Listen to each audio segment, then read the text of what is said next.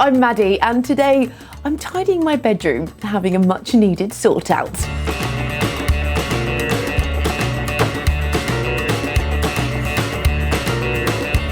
Do you tidy your bedroom? It always looks much better after a sort out, doesn't it? Right, now let's tackle the wardrobe. It's good to sort your clothes out every now and then. I don't know about you, but I often forget what I've got. Like this hoodie. I forgot I had it, and it's one of my favourites. I love the colour, and it's really cosy. All you have to do is zip it up. Like that. You've probably got some clothes with zips on too. You can get zips on all sorts of things, like your coat, or your shoes, or even your school bag. They're really clever, aren't they? The way they join two pieces of material together. But do you know how a zip works? Let's find out. How does it work? A zip. I love the sound a zip makes when you open and close it. Listen carefully.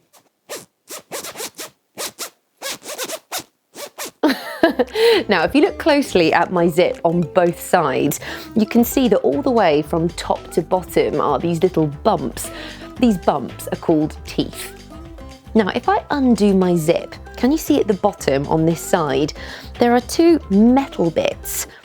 These are called sliders, and that's because they slide up and down, and they have a pull tab on them, so you've got something to hold on to. Now, if you look at the bottom on this side of the zip, there isn't a slider, there's just this plastic bit. It's called the pin. To do the zip up, you need to take the pin and slide it through the slider into this slot. When it's securely locked in place, you can hold the pull tab and pull the zip up, and I'm in. To undo the zip, all you need to do is pull the pull tab down all the way to the bottom, and it pulls the two sides apart. Brilliant, so that's how you open and close a zip. But how does it work? How do the teeth lock together? To show you that, we need to look inside the slider. Each side of the zip has a row of teeth with gaps in between. When the two sides of the zip are lined up, the teeth on one side are opposite the gaps on the other side. To close the zip, the slider is pulled down to the bottom and the pin is put inside it. Inside the slider, there are two bits called wedges with grooves in them. One wedge is higher than the other. The teeth of the zip fit into the grooves of the wedges, and when the slider is pulled up, it presses one row of teeth on top of the other row of teeth. This makes the teeth lock together tightly. When the slider is pulled down, the teeth are pulled apart from each other, and the zip is opened. It's really clever, isn't it? Right, this is a special microscope camera. It lets us see really small things in close detail, like our zip. I want to see if we can see those teeth locking together. This could be a bit fiddly, but let's give it a go. We can see it working. You can see the teeth disappearing into the metal slider. Should we try it a bit faster? Ready? Downwards this time. Down we go, and now we can see the slider is unlocking those little teeth and opening the zip. I tell you what, let's do the zip back up again and get a close-up of the teeth zipped together. And actually, when you see them in close-up like this, they look like bits of jigsaw puzzle, don't they? It's amazing how when you make small things look bigger, how different they look.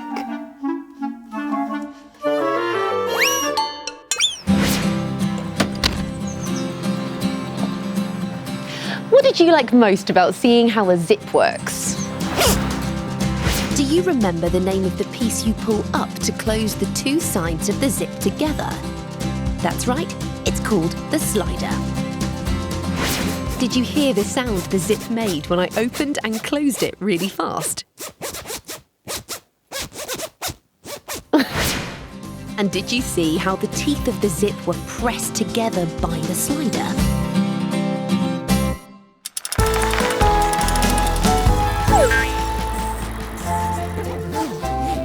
So the next time you use a zip, you'll know just how it works with all those little teeth locking together inside the slider. I really do love this hoodie, especially because of the picture on the back. Fun, isn't it? Do you have any clothes with a picture on? Maybe it's a tractor, your favourite animal, or a fairy. But do you know how a picture like this gets onto your clothes? Do you know how it's made? Let's find out. How is it made? Screen printed t-shirt. This is a workshop and the team here do something called screen printing. Screen printing is the type of printing used to put pictures on clothes for us to wear. Let's see how a screen printed t-shirt is made. The first thing we need to do is choose the picture we want to put on our t-shirt. How about a dinosaur? I love dinosaurs. I think a dinosaur would be great on a t-shirt. This is George and he's going to print out the outline of our dinosaur picture in black ink onto this clear film. It's a bit like printing something from your computer at home. Look, our dinosaur has been printed in black ink. But how does our brilliant dinosaur get onto a t-shirt? For the next step, we need one of these. It's called a screen. Can you see there are lots of tiny, tiny holes all over the screen? This material is called mesh, and those tiny holes let the ink for our picture pass through the screen and go onto our t-shirt. But at the moment, there are holes all over the screen, so if we tried to put ink on our t-shirt, we'd just get one big square. To print our dinosaur onto a t-shirt, we need to make a dinosaur-shaped stencil on the screen. Stenciling is when you paint through the holes of a shape onto something beneath. Have you used a stencil before? Maybe at school, nursery, or at home? To make the stencil, Barry puts a layer of special paint called emulsion all over the screen. This emulsion blocks all of the tiny holes in the mesh.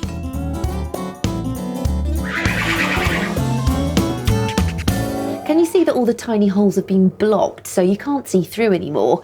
And no ink would be able to get through. Next, we need to make the shape of the dinosaur on the emulsion. To do that, the dinosaur image is put onto a very special machine with a bright light. Then, the screen goes on top. The light will make the emulsion go hard everywhere except the lines of our dinosaur.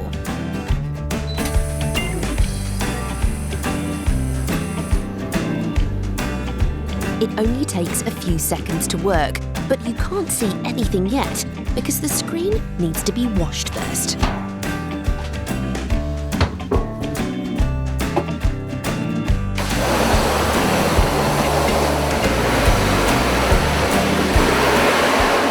The emulsion that wasn't hardened by the light stayed soft, which meant it could be washed away by the pressure washer. Let's take a look and see what happened. Ah, look! So all of that washing has revealed the dinosaur stencil. To show you where the emulsion has been hardened by the bright light and has blocked off all those tiny holes in the mesh, I'm going to use my special camera. This is a microscope. It helps us to see very small things in detail. So let's put the microscope on the blue bits of the screen. This is where the emulsion has blocked up the holes. And if you see, you can't see through it, can you? All you can see is blue. But if I move it over to the dinosaur's eye where the emulsion was washed away, look, you can now see those tiny holes in the mesh. So when we put ink on the screen, the ink will go through the holes but won't be able to go through the blue bits. And this is how we have made a stencil. Our screen with the dinosaur stencil has been placed in this machine. It's called a carousel because it goes round and round. But now it's time for the really fun bit. Barry now puts the coloured ink in our stencil frame. Can you see what colour it is? It's green.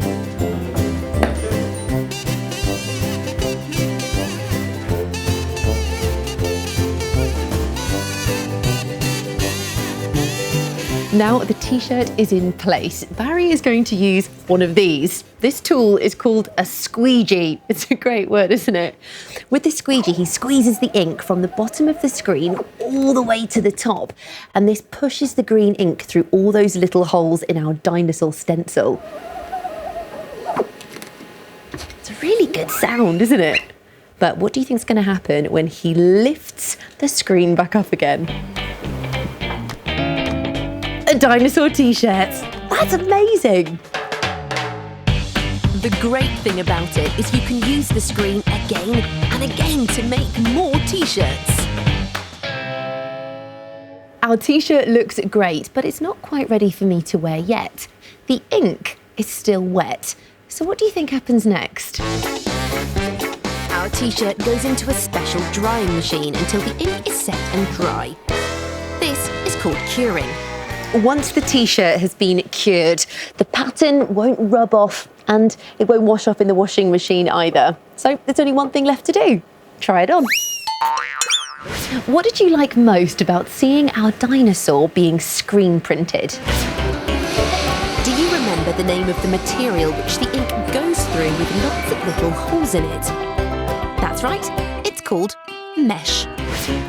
Did you hear the sound the squeegee made as Barry pulled it from the top to the bottom of the screen?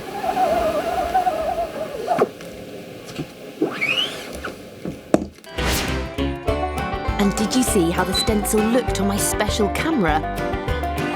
You could see all the little holes which the ink went through.